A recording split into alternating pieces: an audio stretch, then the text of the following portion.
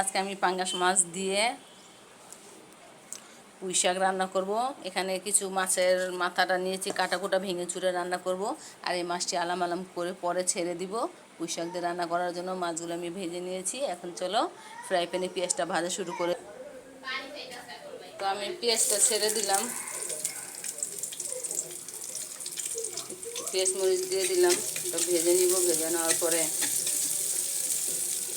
মাছগুলো পরে দিব। পেঁয়াজটা আমার ভাজা হয়ে গেছে। আমি এখন এর মধ্যে মশলা দিয়ে দিব। সব মশলা আমি এখানে নিয়ে নিচ্ছি, হলুদ মরিচ। তো এগুলো আমি এখন তুলে দিয়ে দিলাম। এখন এটা ভালো করে কষিয়ে নিব। আমি এখন শাকের ডাঁটার সাথে একটা আলু কেটে নিব।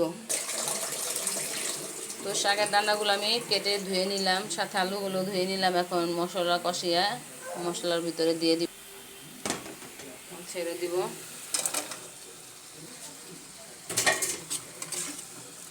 একটু কষানো হলে পরে শাকগুলো কেটে দিয়ে দিব। আমি শাকগুলো এখনও কাটিনি, এই যে শাকগুলো এখন কেটে নিব।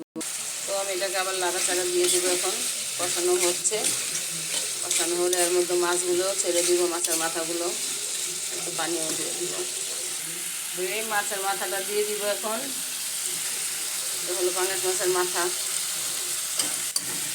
আর এই যে মাছের মাথার একটা অংশ, এই যে মাথার একটা অংশ দিয়ে দিলাম।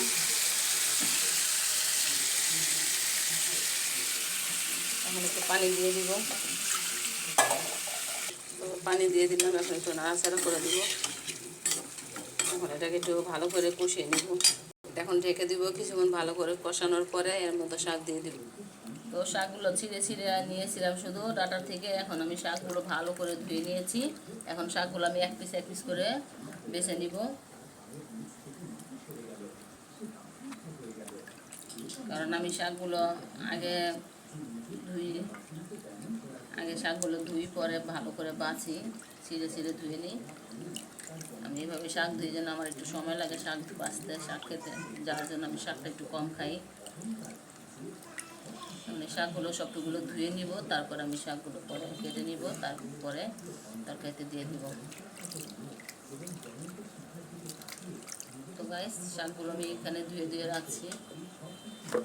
সবগুলো শাক ধোয়া হলে পরে আমি কেটে নিব।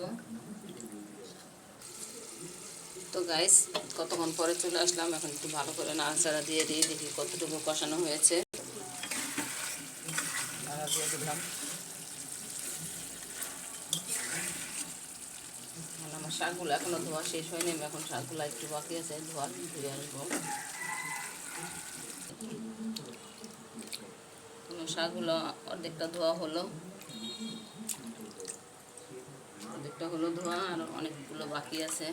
অর্ধেকটার মতো বেশিগুলো হয়ে গেছে, কমটুকু বাকি আছে। শাক ধোয়ার যে কি কষ্ট, আর শাক বাছার যে কি কষ্ট, যার ফলে শাক খাওয়াই ছেড়ে দিছি।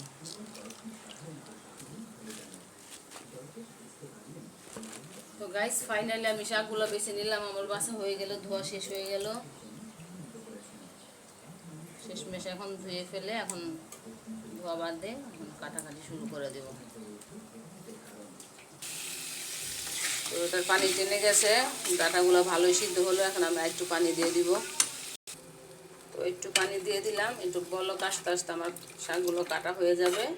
তারপরে বলকটা আসলে আমি শাকগুলো কেটে দিয়ে দিব। চুলার জালটা ফুল করে দিলাম। এই গরম তরকারির ভিতরে শাকটা দিয়ে দিব। তো শাকটা কাটা শুরু করে দিলাম।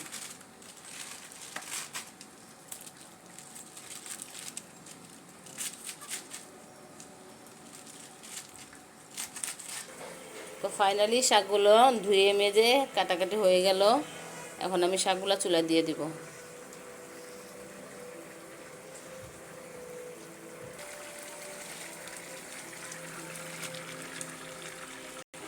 পুরো কড়াই ভরে গেছে।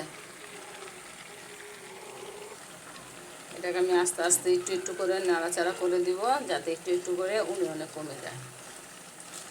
তারপরে একটু উনে কমে গেলে আমি উল্টিয়ে দিব। তো এটা উনে অনেকখানি কমে গেছে। এখন উল্টিয়ে পাল্টিয়ে নাড়াচাড়া দিয়ে দেওয়া যাবে। এখন নাড়াচাড়া দিয়ে ঢেকে রাখ। তো কিছুক্ষণ পরে চলে আসলাম আবার। এখন দেখবো কত দূর হলো আমার তরকারিটা।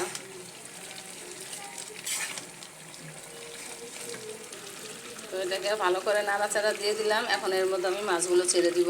তো ভেজে রাখা মাছগুলো নিয়ে যাব, এখন নিয়ে গিয়ে ছেড়ে। বাচ্চাদের পাঙ্গাস মাছ পছন্দ, আর তার সাথে যদি থাকে পুঁই শাক, বাচ্চারা খুব পছন্দ করে।